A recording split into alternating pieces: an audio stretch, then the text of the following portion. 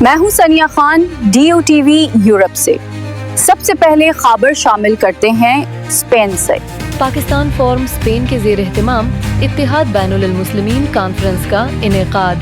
Barcelona سے DOTV کا reporter ممتاز منیر کی رپورٹ۔ پاکستان فورم اسپین کے زیر اہتمام اتحاد بین المسلمین کانفرنس کا انعقاد کیا گیا، جس کے مہمان خصوصی خطیب بادشاہی مسجد و چیئرمین رویت ہلال کمیٹی پاکستان سید محمد عبدالخبیر آزاد تھے۔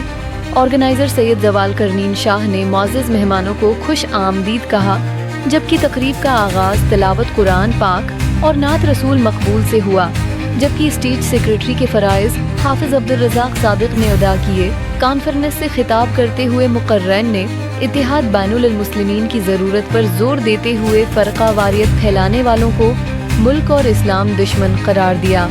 مہمان خصوصی سید محمد عبدالخبیر آزاد نے کہا کہ ہمیں ایسی قوتوں سے نبردآزمہ ہونے کے لیے آگے بڑھنا ہوگا۔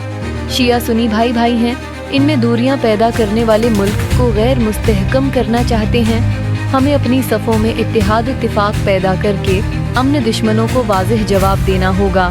انہوں نے بین المذاہب ہم آہنگی میں مسیحیوں کے کردار کو بھی سراہا اور سید ذوالقرنین شاہ کو خراج تحسین پیش کیا، جنہوں نے اتحاد بین المسلمین کانفرنس کا انعقاد کیا۔ آرگنائزر سید ذوالقرنین شاہ نے تمام شرکاء کا شکریہ ادا کرتے ہوئے کہا کہ اتحاد بین المسلمین وقت کی اہم ضرورت ہے۔ انہوں نے چودھری امانت حسین مہر اور چودھری شعیب ورک کا شکریہ ادا کیا، جن کی بدولت سید محمد عبدالخبیر آزاد کانفرنس میں شریک ہوئے۔ اس موقع پر وطن عزیز کی سلامتی اور دنیا میں امن کے لیے خصوصی دعا کی گئی۔